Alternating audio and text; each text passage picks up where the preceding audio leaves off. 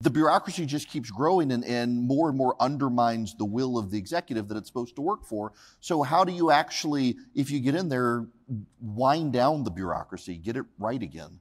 So there's a couple things. You have size, and then you have scope of power that they're exercising. So on the size, Florida, we have the lowest or second lowest state workers per capita in the entire United States in terms of the size of our state government.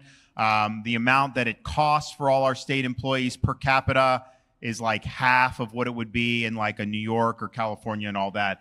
But yet when the New Yorkers move to Florida, they say our services are better. Our roads are nicer, and we are performing better in education now. So don't tell me all this bureaucracy is necessary.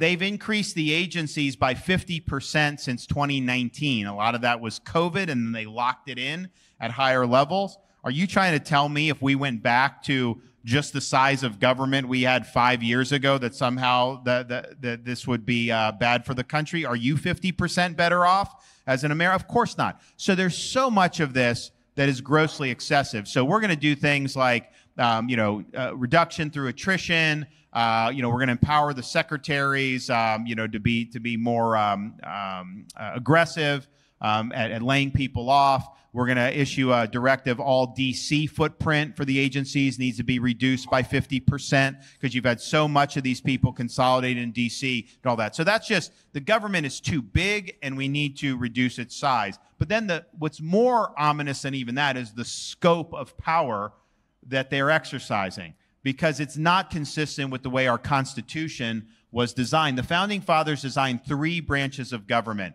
executive, legislative, judicial. They did not design a 4th branch of government, an administrative state that is now grown to where it's exercising authority over us with impunity, regardless in many instances of the outcomes of elections, and they're not held constitutionally accountable. So that creates bad things for society in terms of the policies that they're pursuing, how they want to restrict energy, what they want to do for what kind of cars you can drive. Heck, even gas stoves is now something they're talking. By the way, in Florida, we made gas stoves tax-free, so we're going at a little bit different direction than the feds, but that's fine. So you have that, and the question is like, who governs? Do we govern ourselves?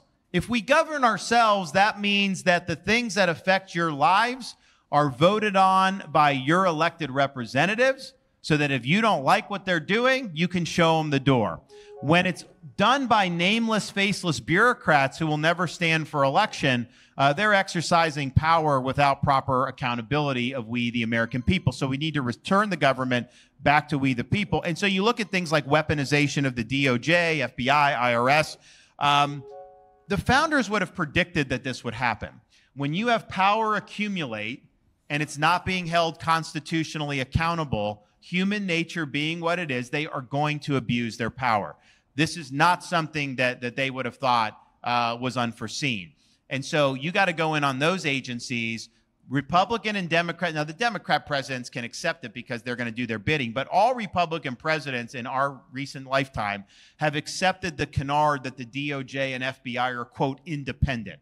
And independent means they're not accountable to anybody. And these are the people that have guns and can put you in jail. Those are not the people that you want to not have accountability. They are not independent agencies. They are executive branch agencies that report to the elected president of the United States. And the president has got to hold those agencies accountable for their conduct and hold them accountable for abusing their power. For example, if you have a situation where parents are being surveilled by the FBI going to school board meetings, you fire those people who did that. When you have memos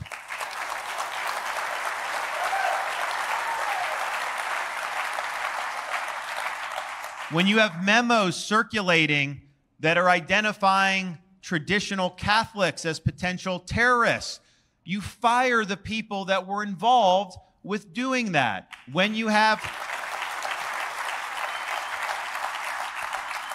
the FBI working with big tech to censor truthful information and particularly in the midst of election like they did with Hunter Biden, you fire the people that did that, but you say you cannot. In Florida, we actually prohibit our employees from working with big tech to censor information. You got to take action. And then, of course, you have some of these health bureaucracies that were run amok during COVID. CDC, FDA, NIH, all of those need to be brought to heel. But you, as the elected president, need to be willing to wield your Article 2 power to the fullest extent to bring this bureaucracy in line with the constitutional design. And so if you have somebody who's exercising power that's not accountable, like a Dr. Fauci, the way you deal with a Fauci, you don't elevate Fauci, you don't coddle Fauci,